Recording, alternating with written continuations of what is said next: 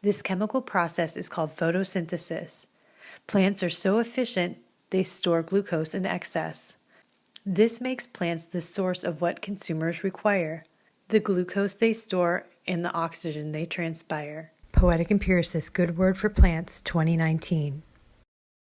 Pollen must be exchanged for a fruit to be produced. Plants use what the wind and pollinators introduced. Bees are the best pollinators nature can provide. Sticky pollen transfers to flowers they crawl inside. Poetic Empiricist, Good Word for Plants, 2019. For a couple years, I taught English to highly intelligent adults from around the world. Most of these students were smarter than me in many ways. They knew multiple languages, some were doctors, many others were engineers, and in the very least, they knew more about survival than I ever would. These students had different religions, and some, a smaller group, were without religion.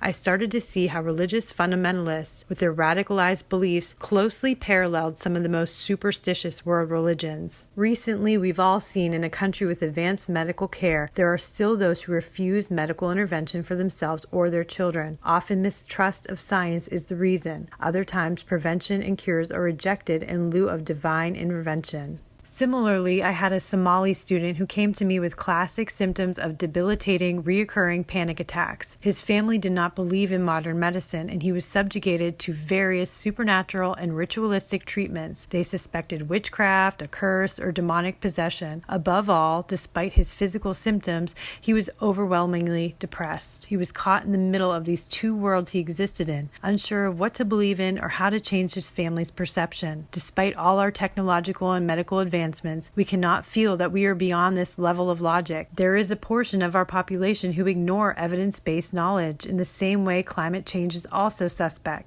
despite overwhelming and alarming evidence from all over the globe. Everything from sea levels rising, disappearing ice sheets and glaciers, droughts, fires, stronger and more severe weather, crop failures, and hotter temperatures than ever recorded by humans is attributable to climate change. These are facts. Whether the climate change is 100% completely due to human activity or partially resulting from changes in the Milankovitch cycle, which are just factors that influence the relationship of the Earth to the Sun, it's unclear. Either way, we have the evidence to show it's happening. Humans are accelerating it, and the time to act is now. Resoundingly, the worst and reoccurring excuse given for disregarding the environment is used by those who smugly cite degradation as a God-given right. They feel God has placed man above all else. Despite the Bible stating we are to be stewards of the earth and the life within, they seize on dominion. They feel that God will make a new earth, so humans should be irreproachable for damages. There are verses that oppose this abusive attitude. This reminds me of my favorite quote from Sir Francis Bacon: "A little science estranges man from God, and a lot of science brings him back." What's amazing to me is that Bacon said this in the 16th century, way before scientists exposed the glorious and miraculous workings of every cell in our body, before we could see deeply into space